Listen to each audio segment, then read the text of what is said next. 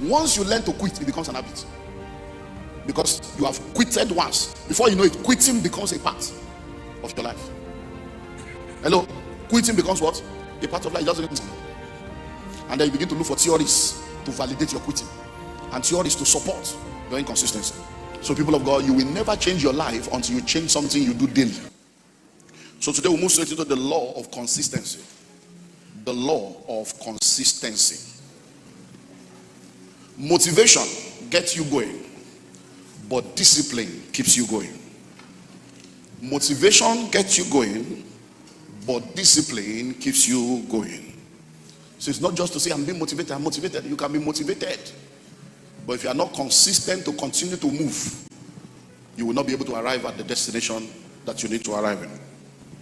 So the hallmark of excellence and the test of greatness is what? Consistency. Consistency is consistency.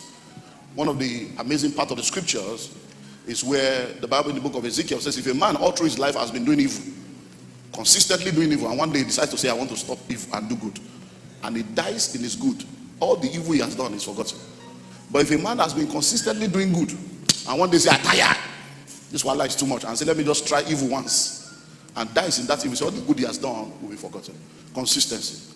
It is only those who endure to the end that shall be saved. Consistency. So how do you grow in consistency? Because consistency is very, very important if you are going to be the best version of yourself and maximize your possibility. So if you want to become more disciplined and consistent in your performance, you need to become more disciplined and consistent in your growth. If you want to become more disciplined and consistent in your performance, you need to become more disciplined and consistent in your growth. So as you continue to grow, your performance will grow, your effectiveness will grow, your efficiency will grow. So if you don't grow, things don't grow. So many times you are expecting the things around you to grow, but you are the one that needs to grow so that those things can grow, because you are a major determinant factor of the success equation of your life. So how do you grow in consistency?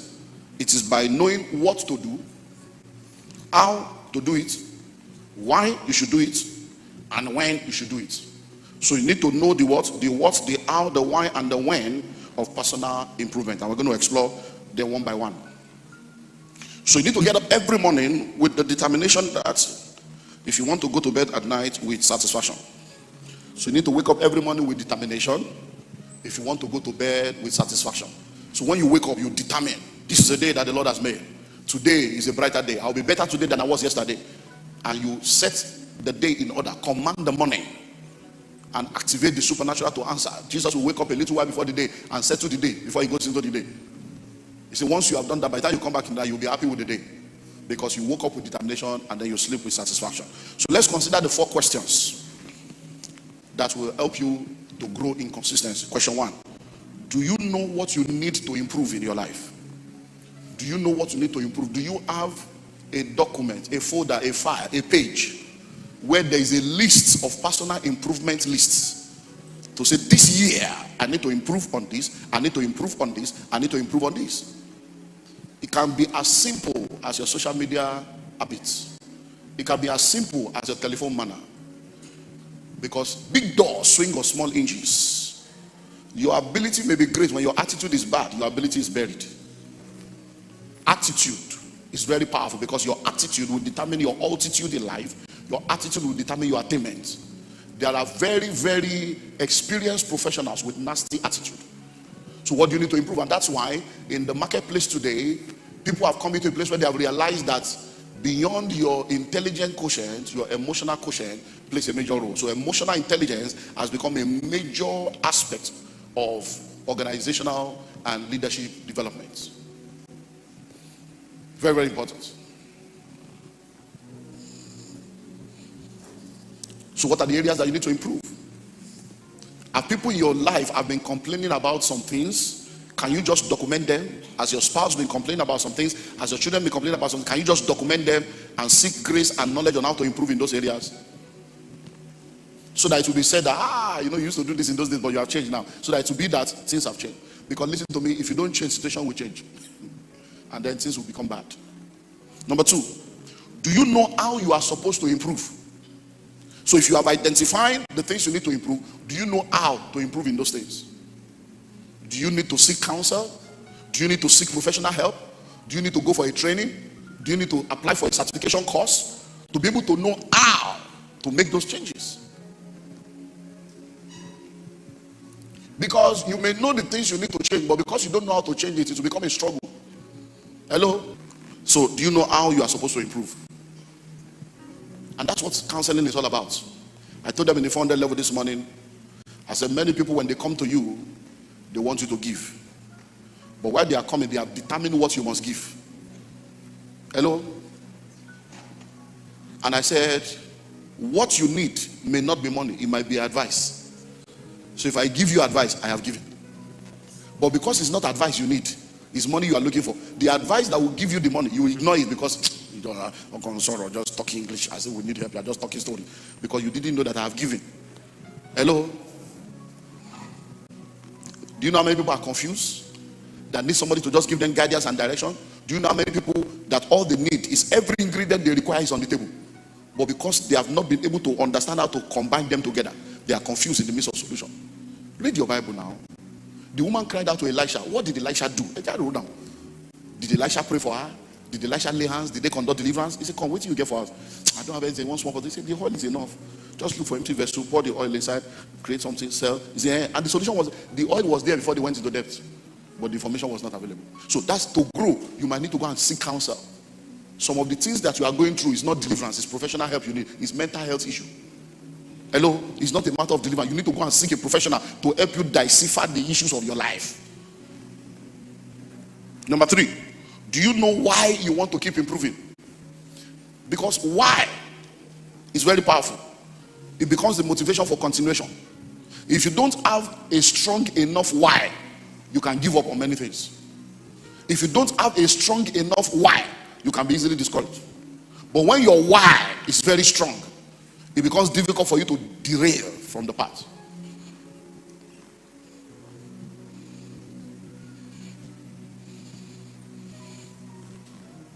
Number 4, do you know when you are supposed to improve?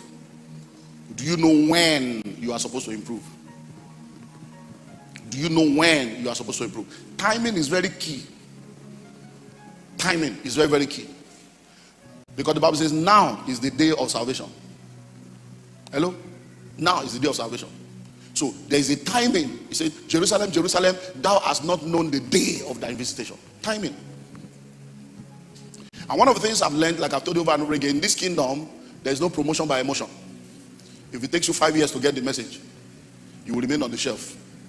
And there are many people that have refused to give attention to growth, attention to discipline and personal development, and they have stayed at the same bus stop when they could have gone far. Because the price you refuse to pay as a youth, you will pay as an adult with interest.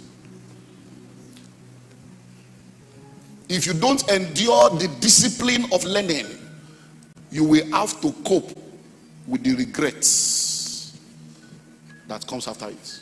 Hello? So he said that you submit to the discipline of learning, or you end up with the pain of regrets. So when you are a student within that 4 years, 96 people in a class, lecturer selling handouts, using lantern to read, all kinds of stuff, you go through that 4 years of pain, and then from there they send you to Jigawa, and you go and do youth corps, and then we copper. You see my mama, Hosanna, tell us, Hosanna, and you go through all that stress, then you get a job as a starter in a oil company, oil servicing company, or a starter, and then before you know it, 5 years later, 7 years later, 10 years later, you're middle management or senior management, and you're a big boy. But there are people that didn't go through that pain, that decided to be joining courts, going for VG, pursuing girls, and then one day you are driving your Range,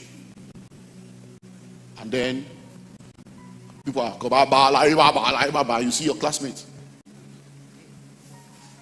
that could have been your colleague, but because they did not submit to the discipline of learning, they have to now endure the pain of regret. So knowing when you are supposed to improve. When you are in school, be in school. It's not a fashion house. When you are young, face life. It's not for boyfriend, girlfriend. Because my mother will always say, oh, you never reach river, you won't fetch water. What you are rushing to carry now, it will be your own free of charge. What's your hurry? But many people, instead of taking time to discipline, pay the price now, and do what they need to do when they are young so that they can relax in old age, they're just playing games with their destiny. Once you learn to quit, it becomes an habit. Because you have quitted once. Before you know it, quitting becomes a part of your life. Hello? Quitting becomes what? A part of life. And then you begin to look for theories to validate your quitting, and theories to support your inconsistency.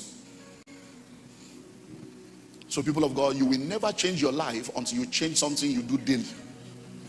You will never change your life until you change something that you do daily. So every day, you have to be conscious about some specific areas of your life. Every day. It's discipline. It takes discipline, especially when there is no monitor. You have to monitor yourself. Self-discipline. We've spoken about the power of personal leadership, and that's one of the most powerful series, power of personal leadership, because you need to take responsibility for your life and lead yourself. Stop waiting for somebody to lead you, somebody to inspire, somebody to motivate you. So a lot of people go through life like a joke because they don't have a strong enough why.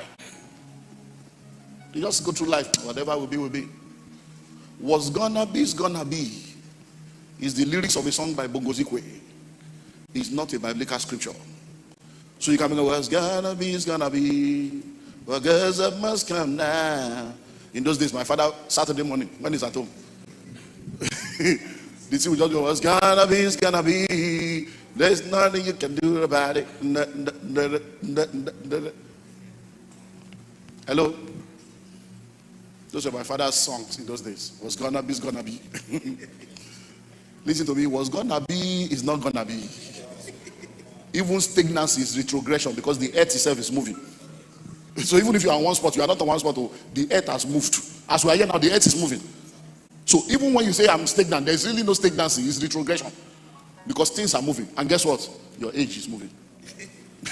So if you think you are stagnant, you will discover that your next birthday will meet you there. So really, there's no stagnancy. Everybody that refuses to move forward, you are retrogressing. An object will remain stagnant until a force is applied. Your life will remain the same way it is until you do something meaningful about it. So there's what we call the why test. So I will advise you to take the test for different areas of your life. And the why test simply means that you need to ask yourself why 7 times. And only few people. As a matter of fact, it has been proven that only people that are like that have a genius level in reflection, not genius in their mind, genius level in reflection, can answer 7 whys. The most brilliant, most powerful people end at the 3rd and 4th. So what are you talking about? So let's do like a practical. So my brother, stand up. Just a practical. If I'm to ask you now, what is, let me not say the most important thing, what is one of the important things that you would really love to have or to become? Just one. Eh? To fulfill your calling. So, you know, I've asked the question. So let's start the 7 why now. Why do you want to fulfill your calling? That is my purpose on earth. That's your purpose on earth. Why is it your purpose on earth? By the scriptures. God said, for every man. It's God's demand for every man. Why is it God's demand for every man? Are you getting that? So we're on the 3rd why now. Yes, you can't answer. God bless you. That's what I'm talking about. It's a why test. Everything you say you want to pursue, why? When you answer that one, why the why? If you can achieve that, it will drill down to the real issue. You see, in counseling and even in consulting or therapy, that's also how we help people drill down to what the problem is in their life. Because sometimes you are either running to something or running away from something. It's a pain and pleasure dichotomy. So sometimes some of the decisions you make and some of the things you are doing is as a result of something that is a programming that has installed a software that is running you without you even knowing. Hello? I was listening to a message by a minister of the gospel, and he was talking about how a woman came to him one day and said to him, Pastor, you don't want elderly people in this church. That's why you have so many young people. You don't want elderly people in this church. So he said, he told the woman, no, we want elders. So in fact, we need elders. We want them to come. He said, no, you don't want elderly people in this church. He said, but because the woman was elderly, he couldn't argue. He just left. He said it took him many years for him to realize that the woman was right. In the place of prayer, in the place of deep why. Why are there no elders in this church? Why are we only getting young people? And then the place of why, in the place of interrogation in the realm of the spirit, God took him back. God took him back to when he was young and he was part of the church. And the pastor of that church was a very humble man of God. That was so humble that when elderly people come to his church, because he was a Yoruba man, he would be kneeling down to greet his member. He was a pastor, but in humility, he was any elderly, he would be greeting them. And there were a lot of the elders were bringing more elders, the church was going there. One day, one of the elders messed up, and the guy suspended the elder for messing up. And all the elders had a meeting that this guy does not respect elders. That even if the man has done something wrong, how can you suspend an elder? And all of them left church. So the church lost all the elders in one day by a carnal riot. So when he's a student, he goes to school. When he now went to school and returned and saw that, pastor, where's everybody? He said, I will gist you. And I say, they left because this person did this, I suspended. They say, all the elders left. That's so they sealed in his mind that when you gather elderly people, they can rebel against you. So even though he's a man of God, many years that software was there. So as elders were coming, he didn't say, I don't want elders, but the spirit of the paradigm was like, hey. So he didn't know until God took him through that process. That's what why does for you. You just suddenly realize the software that is running you. We dealt with a case years ago. I was not the direct counselor, but my friend was, and I got involved in the case because I went to speak at that point and I had to intervene. About a woman that was so confused by virtue of her experience that she never spoke about, that even the daughter she gave birth to, the husband cannot bath the daughter. And it became a problem. The daughter will just come, daddy, and rush on that. Stop that! How can you be jumping on your father like that? I say, you too. How can you be allowed to jump on you like that? I say, the girl will go and sit on the father. No, you can't sit on the man's lap. Hello, I'm not a man, I'm a father. It became a marital problem. The man couldn't understand. Even the woman's younger sister, when she comes to stay in the house, if the man is going out from the room to the sitting room, he said, what's my business? Shade is not in my house. Okay, no. You cannot be in parallel with my younger sister. So the man was confused. Where is this thing coming from? By the time they drilled down, our father slept with her, our brother slept with her, our uncle slept with her, but the husband was not aware. And that happened when she was young. And she left, went to school, got born again, and came to church. And 27 years later, as a married woman with her own children, the software was running her marriage and about to ruin our own marriage. So listen and listen well. Why is a big question. And many of you have not grown because you are still in that place. You are like Michael Jackson, a boy in an adult's body. Because something happened that stagnated you at a point. And you have refused to grow beyond that point because you have not gone back to deal with it. Like I was saying last week Sunday, to be able to settle the issue of what lessons did I learn, what mistakes did I make. You remember last week? So you need to do that assignment. So let's close with some questions.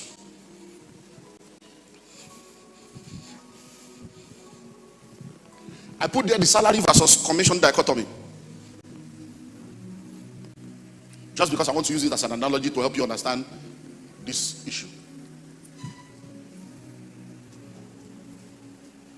Why do you find it difficult to let go of salary and pursue income? Have you ever sat down to investigate the paradigm you have about money? Think about it.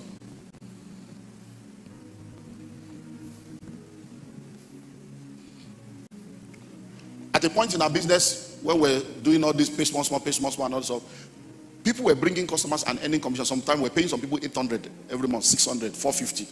They were not staff. Just by bringing people, they would collect commission. And staff were earning 70,000, 80,000.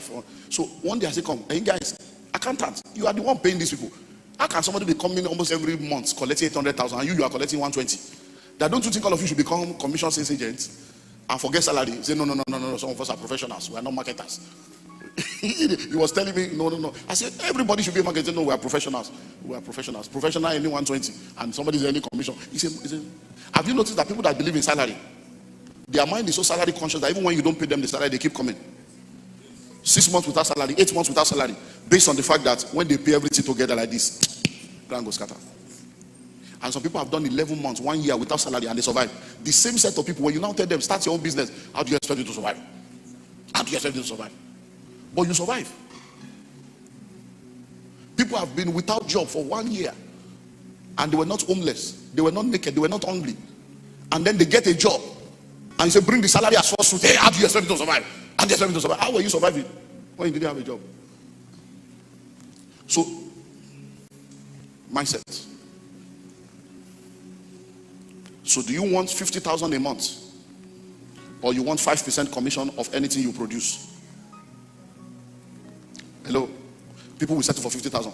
The one that we are sure half bread is better than none. 50 that is sure. And that's why many people are poor. It's a dichotomy that you need to settle. But do you know that 5% of 10 million is how much? Hello? 500,000. So that's 10 months in 1 day. 10 months in what? In 1 day. And if you do that 10 million like 7 in a whole year, it settles more than the 50,000. So let's look at these 7 questions. Do you constantly procrastinate on important tasks? These are the growth issues. Do you constantly procrastinate on important tasks? You know it's important too, but you say, I will do it tomorrow. I will do it tomorrow. I will do it tomorrow. You keep pushing till tomorrow what you are supposed to do today. Are you that kind of a person? Your growth equation needs adjustments. Number 2, do you require coaxing to do small chores like a child? They have to coerce you. They have to promise you something or threaten you or push you for you to get something done.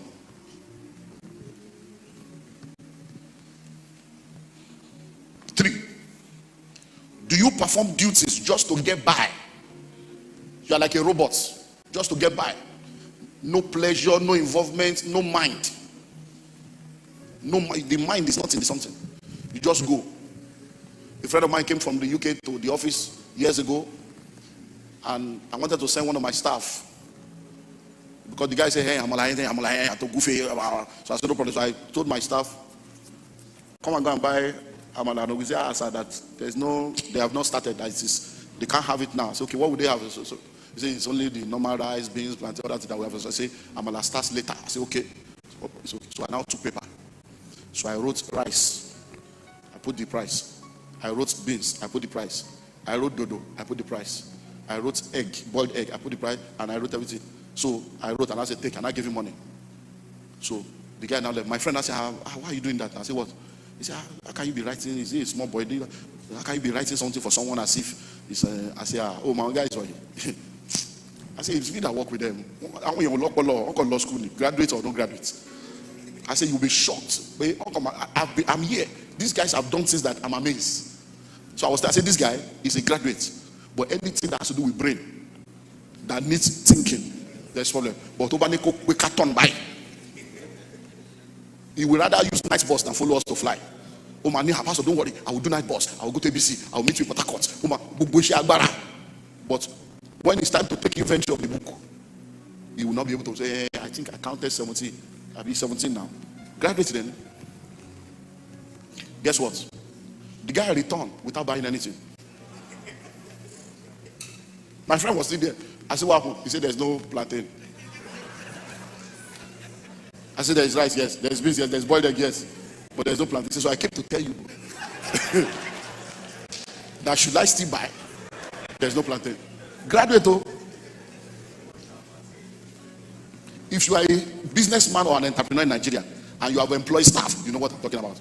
Sometimes you are asking yourself, what are these people doing here? This is a waste of money. Even you are not paying yourself, but you have to look for money anyhow to pay them. And you are asking yourself. Some of them are just there, come out to like office, so that at least somebody will be there to answer people. I'm telling you.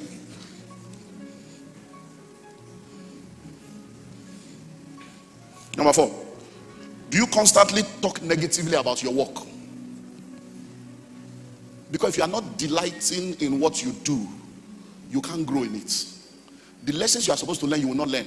Because even every attempt to engage you for you to be able to gain experience will be seen as somebody is trying to use you. They're just using us, and monkey they walk, baboon they shop. If you don't want to be used, be useless. Be useless. Look, let me tell you something. Anybody you see that is a businessman or an entrepreneur in Nigeria employing 1, 2, 3, 4, 5 people, respect them. They are the one keeping this nation, apart from the church. I'm telling you, Nigeria is a very hostile environment for business. But when you are looking for a job, you are begging to apply. After 6 months, you form union. If it was that easy, why did your father not start a business and employ you? If it's easy like that, why your papa not get company? Make them employ you. To know how easy it is to run a company and be paying 57 people, 180 people every month. So your salary bill alone is 8.2 million every month. So you have to believe God for 8.2 million to pay other people. You have not settled your own self. And then somebody thinks they are doing you a favor. Hello? Let me tell you something. In any third world nation, Nigeria inclusive, anybody that is any minimum wage has between 4 to 7 people dependent on them.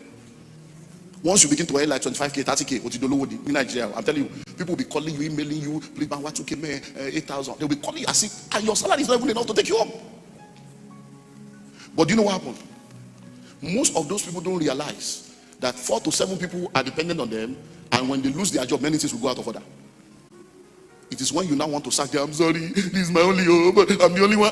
Oh, you didn't know you are the one, and you are misbehaving as if you are the owner of the company. Hello? As a pastor, you cannot divorce your values from your business. So there are some things that we don't follow organizational policy. We follow covenant principles. So when people are, first way they want bomb before they use petrol, the bath.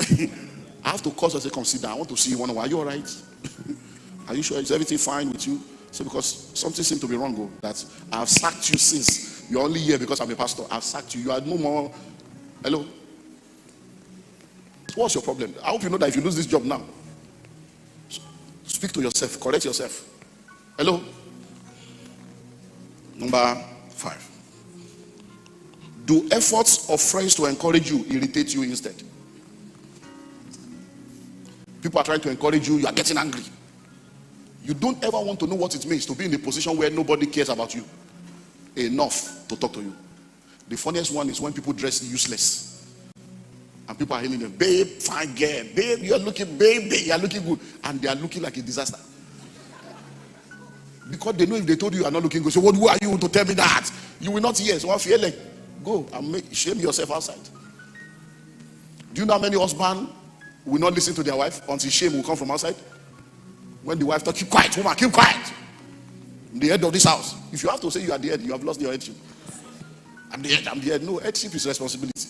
You don't need to say it. Pregnant women don't say I'm pregnant. You will see it. Hello?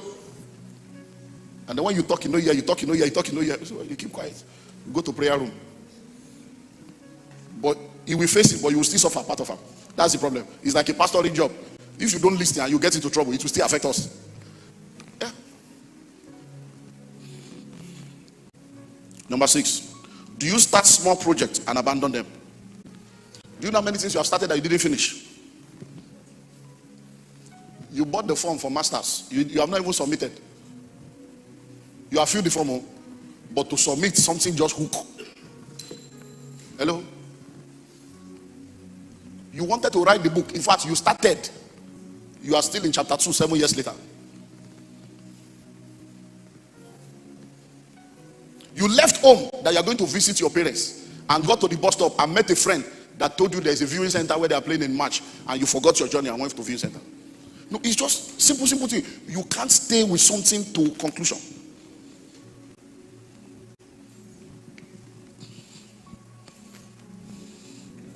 And finally, do you avoid self-improvement opportunities? Do you avoid self-improvement opportunities? If you have a copy of the book, 15 Invaluable Laws of Growth, rise up on your feet.